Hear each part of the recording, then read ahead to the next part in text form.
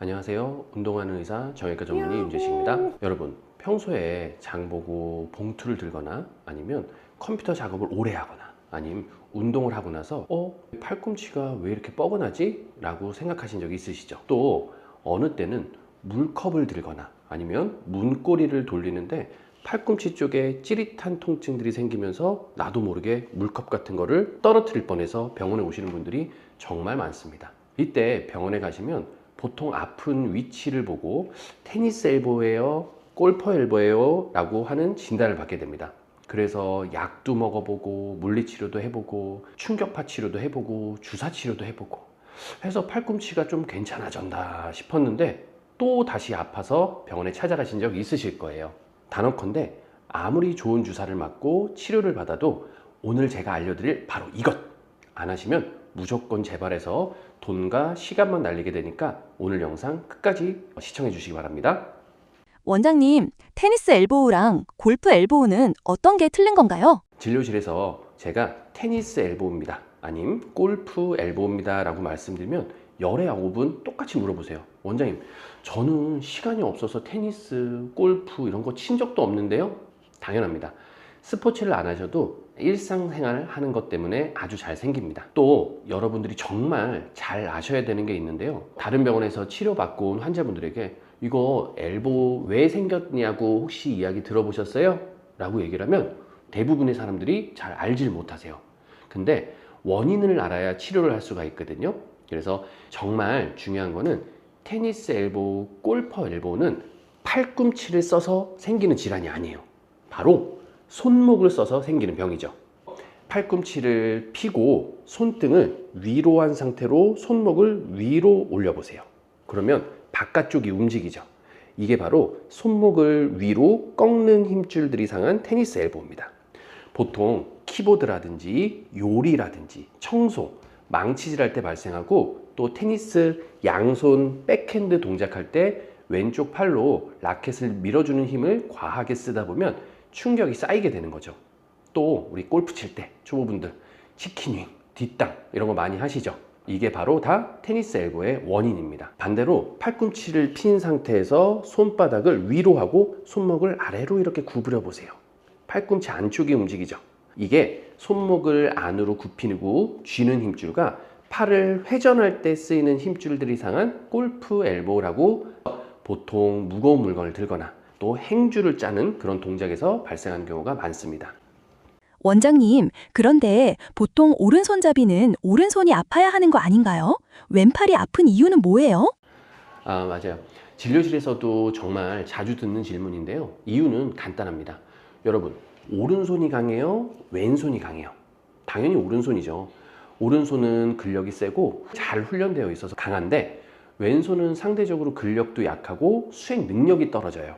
그래서 예를 들어 우리가 무거운 물건을 양손으로 든다고 했을 때 왼손은 힘줄들이 받게 되는 상대적 스트레스와 미세송산 위험이 오른손보다 훨씬 큽니다. 우리가 오른손으로 세밀한 일을 하는 동안 왼손은 무거운 걸 꽉 움켜쥐고 버티는 보조 역할들을 전담하게 됩니다. 예를 들어서 우리 갓난아기한테 젖병 물리는 모습을 생각해 보세요. 다 어떻게 해요? 왼손으로 아이를 안고 오른손으로 젖병을 물리게 되죠. 어디가 더 힘이 많이 들겠어요? 당연히 왼손이 더 힘이 많이 들어가는 겁니다. 근력은 약한데 계속 힘을 주고 버티다 보니까 약한 왼쪽 힘줄들이 먼저 비명을 지르고 탈이 나게 되는 거죠. 그럼 팔꿈치 통증이 너무 심하면 스테로이드 주사를 맞으면 될까요? 일단 스테로이드 주사는 절대 피하셔야 됩니다. 우리 최근 2024년에 발표된 최신 해외 논문을 참고하면 스테로이드 주사는 급한 통증들을 가라앉히는 효과는 빠르지만 3개월, 6개월 뒤 장기 관찰할 시에는 재발률이 급격히 올라가기 때문에 힘줄들이 오히려 위축되고는 부작용이 나타났습니다. 엘보우는 힘줄들의 염증들이 생긴 질환이 아니라 오히려 힘줄들을 많이 쓰게 돼서 힘줄들이 닳아버린 변성 질환이기 때문에 스테로이드 주사가 장기적으로는 효과가 없게 되는 거죠. 그래서 최신 치료 가이드라인으로는 우선 테니스 엘보나 골프 엘보가 발생했을 때는 약물 치료나 물리치료 같은 보존적인 치료들을 우선 해보고 이런 치료들을 했음에도 불구하고 통증들이 계속되는 경우에는 체외 충격파나 PRP 치료, 즉 자가혈소판 풍부 주사를 하라고 권고하고 있습니다. 초음파상 심줄들의 심한 파열보다는 경미한 변성이나 아니면 부종이 있을 때, 또 나는 너무 주사가 무서워요 하시고 주사에 대한 공포가 심하신 분들, 또 시술 받고 바로 일터에 복귀해야 해서 손을 쉴 수 없는 분들은 우선 체외 충격파 치료를 통해서 급성의 염증들을 가라앉히게 됩니다. 보통 주 1회, 3, 4회 정도를 치료를 하게 됩니다. 3개월 이상의 만성 환자 대상으로 통증이 50% 이상 감소됐다라고 여러 논문에서 발표되고 있습니다. 하지만 계속 반복되는 동작, 그 다음에 작업 때문에 3개월 이상 통증들이 계속되거나 또 초음파상의 심줄 파열이 보일 때는 우리가 PRP, 즉 자가혈소판 주사를 추천하게 됩니다. PRP 주사는 환자 본인의 혈액에서 혈소판을 추출해 주입하므로 심줄들의 구조적인 재생을 직접 유도하게 되는 거죠. 하지만 이 치료는 급성의 통증을 가라앉히는 효과는 좀 떨어집니다. 오히려 주사 이후에는 하루 이틀 통증들이 더 심하게 생겨서 환자들이 불안해하시는 경우도 있습니다. 하지만 장기적으로 봤을 때는 PRP 주사가 체외 충격파보다는 장기적인 힘줄의 재생 및 기능 회복 성적이 훨씬 더 우수한 것으로 밝혀져 있습니다. 그런데 여기에서 가장 중요한 사실 충격파나 PRP, 힘줄들을 꼬매 놓았든 어쨌든 특히 이 재활 및 운동 치료들을 안 하면 백날 치료해봤자 다시 말짱 도루묵이 되게 됩니다. 첫 번째 운동은 등척성 신전 운동입니다. 의자에 앉아서 팔뚝을 테이블 끝에 이렇게 올려주세요. 그리고 반대 안 아픈 손으로 손등을 지그시 눌러줍니다. 하지만 이렇게 꺾이는 게 아니라요, 얘네들은 이 평행을 유지할 수 있도록 힘만 주는 거예요. 그래서 왼쪽 손으로는 눌러주고 오른쪽 손은 버텨주는 그런 운동입니다. 그래서 힘을 10초간 줬다가 그 다음에 뺐다가 다시 주었다가 또 뺐다가 하는 그런 동작들을 15회 3세트를 유지해 주시면 됩니다.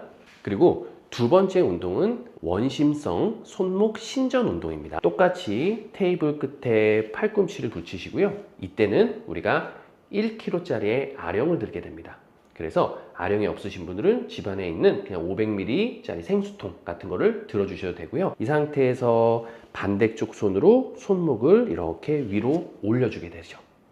이 상태에서 우리는 버티면서 천천히 내려오는 동작들을 사용해 주시면 됩니다. 다시 한번 반대쪽 손으로 손목을 올린 상태에서 다시 천천히 내려오는 동작들, 이렇게 운동을 해주게 되는 거죠. 이것도 마찬가지로 15회씩 3세트를 같이 해주시는 겁니다. 그리고 평소에도 제일 중요한 건 뭐냐면, 평소에 근육들은 과부하가 생겨서 테니스 엘보우, 골프 엘보우가 생기시는 거기 때문에 평소에 팔꿈치를 피시고 손바닥을 아래로 내린 상태에서 위로 꺾어주세요.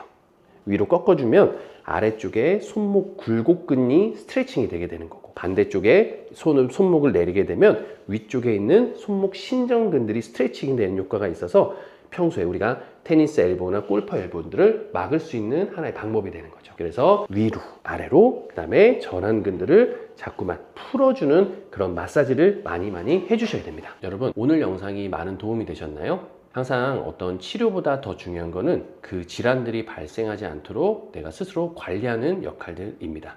오늘의 제일 중요한 거는 평소에도 아프든 아프지 않든지 간에 마지막에 가르쳐드렸던 스트레칭도 좀 해보고, 치료가 끝났다 하더라도 평소에 아까 제가 말씀드렸던 두 가지 재활 운동들을 통해서 테니스 엘보에 대한 예방들 좀 막아주시면 좋겠습니다.